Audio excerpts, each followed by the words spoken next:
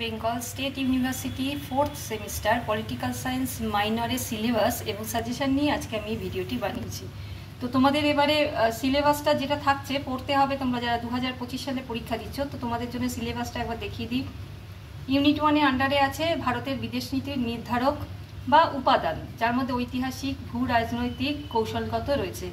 তারপরে রয়েছে ভারতের বিদেশ নীতির বিবর্তনটা 1947 থেকে এখনো পর্যন্ত বর্তমান সময় পর্যন্ত পড়তে হবে।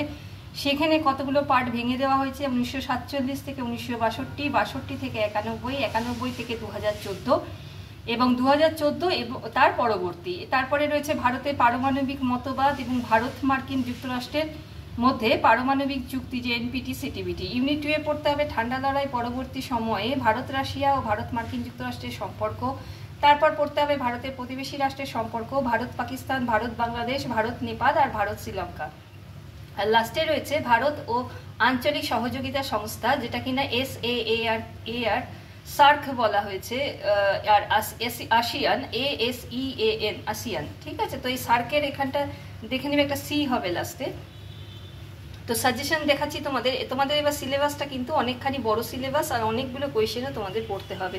তো সেখান থেকে একটু পলিটিক্যাল সায়েন্সের জন্য এইবার তোমাদের একটু খাটতে হবে। তো আমি মোটামুটি তবুও যে কটা কোয়েশ্চেন আমি দেখেছি তোমাদের জন্য ইম্পর্টেন্ট, তোমাদের সাথে শেয়ার করছি। তো প্রথমে পড়বে বিদেশ নীতি বা পররাষ্ট্রনীতি গঠনের উপাদান বা নির্ধারকগুলি আলোচনা করো। তারপর বিদেশ নীতির বিবর্তনের ধারাবাহিকতা, বিদেশ নীতির মূল স্তম্ভরূপে জোট নিরপেক্ষ নীতির প্রাসঙ্গিকতা।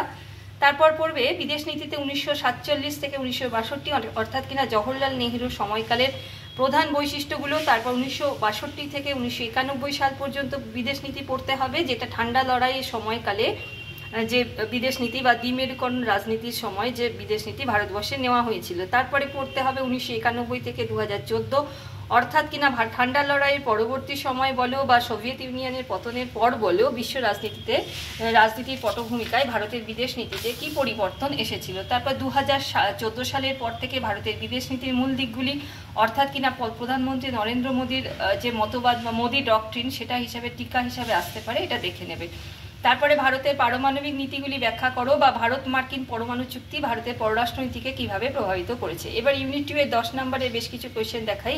ঠান্ডা লড়াই পরবর্তী সময়ে ভারত মার্কিন সম্পর্কের দিকগুলি, ভারত পাকিস্তান বিবাদের সমস্যা, যার মধ্যে কাশ্মীর সমস্যা রয়েছে, ভারত শ্রীলঙ্কার দ্বিপাক্ষিক সম্পর্ক, যার মধ্যে তামিল সমস্যা রয়েছে, ভারত বাংলাদেশের দ্বিপাক্ষিক সমস্যা, যার মধ্যে জল চুক্তি রয়েছে, ভারত নেপাল সম্পর্কের দিকগুলি। এবার 5 নম্বরের বেশ কিছু টিকা তোমাদের দেখিয়ে দিচ্ছি ইউনিট 1 ইউনিট 2 মিলিয়ে।